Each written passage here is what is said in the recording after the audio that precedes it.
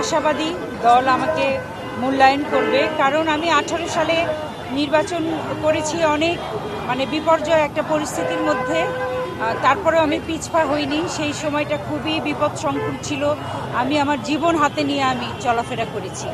আর তারপর থেকে আপনারা জানেন যে 13 সালে আমি বিএনপিতে যোগদান করার পর থেকেই কিন্তু আমার ক্যারিয়ারটা একদম নষ্ট করে দিয়েছে তারা। আমি অবরুদ্ধ ছিলাম, বলা যায় এটা একরকম বন্দী ছিলাম। আমি আমার দেশের মাটিতে দীর্ঘদিন আমি গান গাইতে পারিনি। একজন শিল্পীর যখন কণ্ঠরোধ করা হয় সেটাকে আসলে বন্দিত্বই বলা যায়। তো যাই হোক, সেগুলো আমি সব কিছু ভুলে যেতে চাই। আমি নতুন করে আশায় বুক বেঁধেছি। আমি সারা জীবন আমার দেশের মানুষের জন্য, সামাজিক সমস্ত বৈষম্যর জন্য, অসহায় মানুষের জন্য এবং সুবিধাবঞ্চিত শিশু, বৃদ্ধ, অসহায় বৃদ্ধদের জন্য আমি কাজ করে গেছি।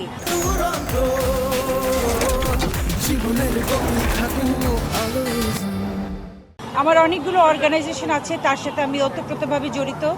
আমি সেই কাজগুলোই একদম অনেক বড় পর্যায়ে ছড়িয়ে দিতে চাই।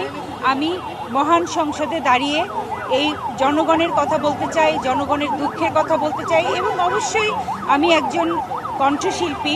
সেই জায়গা থেকে আমাদের শিল্পীদেরও যে যত রকম সুবিধা অসুবিধা আছে সেগুলো নিয়েও কথা বলতে চাই।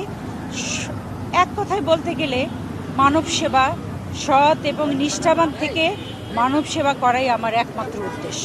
আমি শিল্পী হয়ে আমার যে চেষ্টা থাকবে যে আমাদের দেশের সাংস্কৃতিক অঙ্গনটা খুব সুশৃঙ্খলভাবে আবার নতুন করে গড়ে উঠুক, নতুন উদ্যমে গড়ে উঠুক। আমাদের শহীদ প্রেসিডেন্ট জিয়াউর রহমান যেভাবে আমাদের সংস্কৃতি অঙ্গনকে সামনের দিকে এগিয়ে যাওয়ার জন্য উনি সৃষ্টি করেছিলেন নতুন করি। তো আমি কিন্তু সেই নতুন করির একজন প্রতিযোগী এবং পুরস্কারপ্রাপ্ত প্রতিযোগী।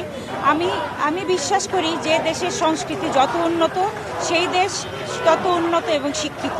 তো সেই দিক থেকে আমি আমার শিল্পীদের জন্য আমি কাজ করে যাব নিরন্তর।